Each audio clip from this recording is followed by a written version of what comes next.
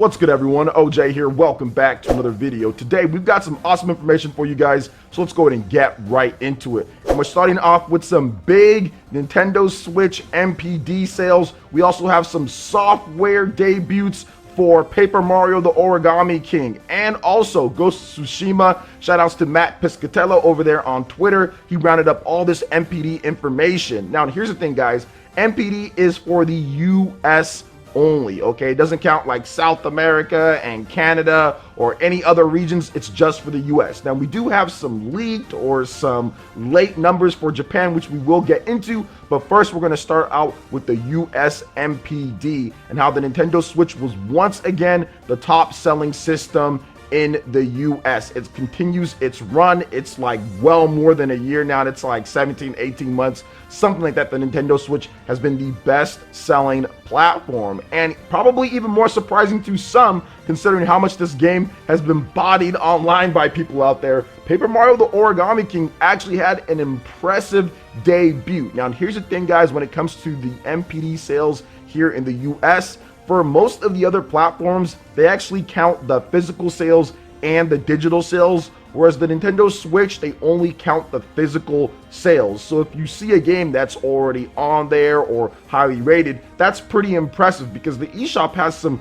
great sales numbers as well, and they're not even counting that. So it's very impressive what we're going to talk about here, especially with Paper Mario the Origami King. We'll talk a little bit about some Ghost of Tsushima as well. So the US MPD sales, Paper Mario the Origami King was the third best-selling game of July, not including digital. Paper Mario the Origami King set a new launch sales record for a Paper Mario title with physical launch month dollar sales more than doubling those of Paper Mario the Thousand Year Door. So this was easily the best selling, at least at the start, Paper Mario game ever when it comes down to it. Paper Mario the Origami King, like I already talked about based off of the tracking that I had, already has hit 1 million units sold, and I talked about that in my video yesterday about Nintendo having released 6 titles in 2020 and 5 of them being million sellers, and one of them was Paper Mario the Origami King, and now we actually have more of that confirmation right here with these MPD sales tracking here. When you're that high up without even digital, yeah, absolutely, you sold over 1 million units. So really cool to see Paper Mario that high, considering so many people don't like the game, or at least people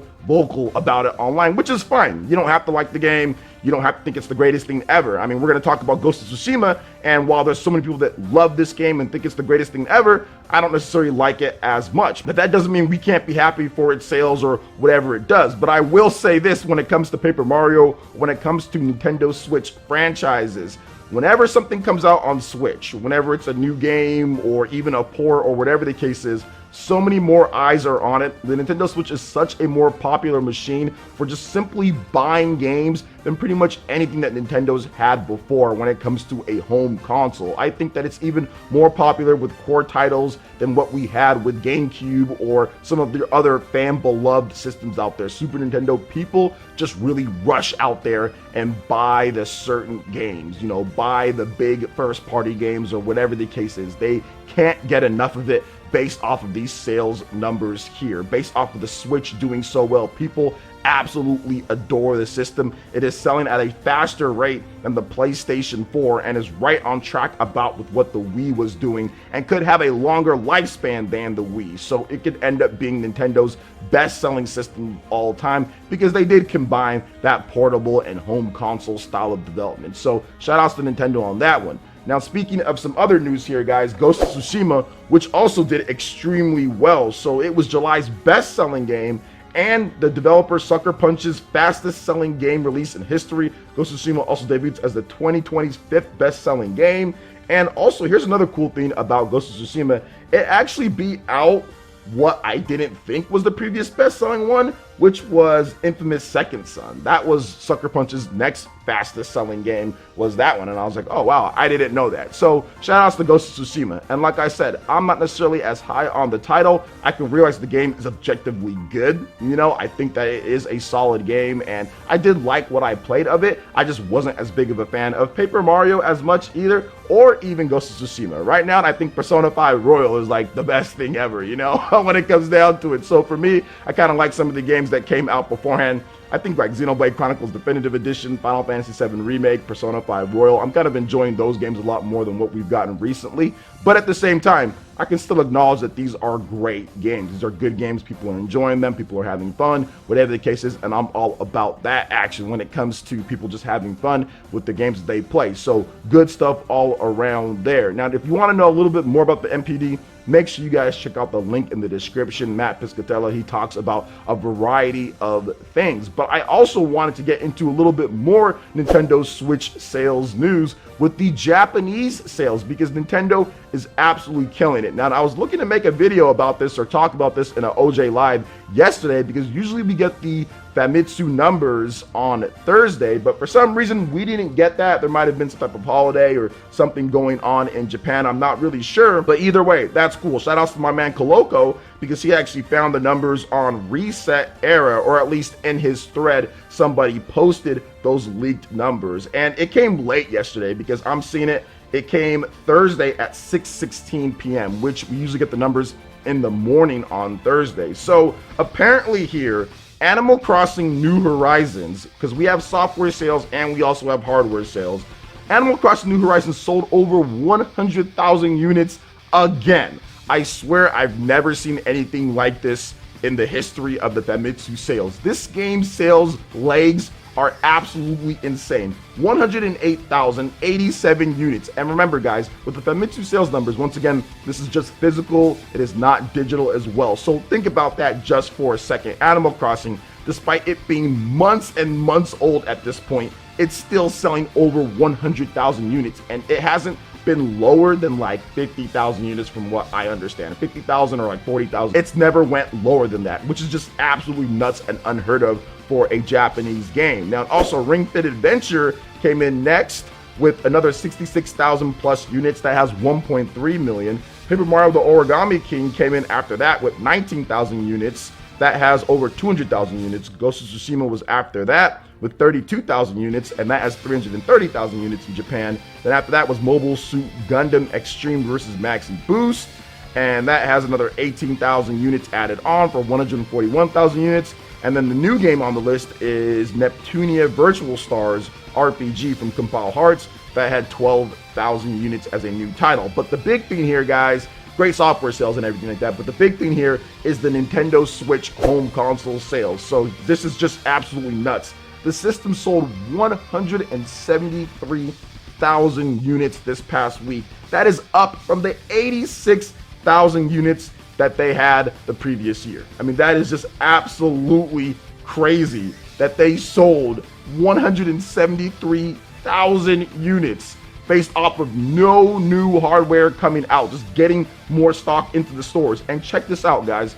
From the last year, so year on year, Nintendo sold 41,000 Switch units last year. So the fact that they're not only like doubling, but like tripling or quadrupling up what they did year on year is pretty freaking crazy, in my opinion. And on top of that, year to date, over 3.3 million units year to date in Japan. The system is just doing incredibly well. Now, if you're wondering about PS4 or other systems, well, not so good for everything else. Like, all we have is like the PS4. It sold about 5,000 units, a little bit over 5.2 thousand, which once again, obviously the PS4 is at the end of its run, so it's not going to be doing as well.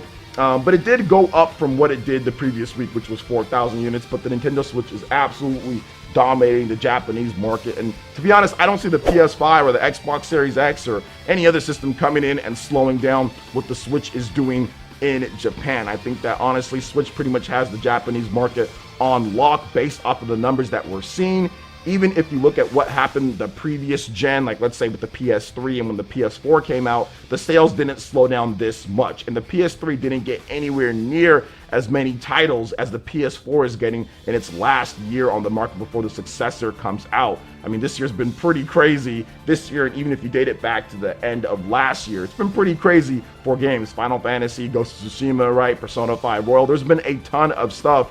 And when it comes to the Japanese market, Switch is still kind of dominating like crazy. So good stuff to see Switch doing so well. It's quite the turnaround, which we've talked about numerous times here on the channel, from what the Wii U was doing, and even, to be honest, what the 3DS was doing at the launch of it. And overall, I mean, the Switch is probably going to pass with the 3DS next year in sales in a fraction of the time. So Nintendo Switch is just absolutely killing it worldwide when it comes to sales with the NPD and also with the Japanese sales. So what do you guys think about all of this information here with Paper Mario, Ghost of Tsushima, Nintendo Switch sales? I'd love to hear you guys' thoughts in the comment section below. All right, and moving on to the final topic here, guys, we have a possible new Batman game sighting and also a Suicide Squad sighting. It's finally going down. Let's get this going here, guys. DC Fandom, Warner Bros. Games Montreal, and Suicide Squad Kill the Justice League panel times have been officially announced. So the full scheduling for the DC Fandom has gone live, revealing the times for the Warner Bros. Games Montreal new title and Suicide Squad Kill the Justice League panels on August 22nd. The former is likely the rumored Batman Gotham Knights game, while the latter is the official title for the newly announced Suicide Squad game from Rocksteady Studios. So you have 10:30 a.m. PT / 1:30 p.m. ET. That's the Warner Bros. Games Montreal announcement. Gamers, you won't want to miss this first look at an exciting new game and a Q&A with its developers. It'll be about 20 minutes long.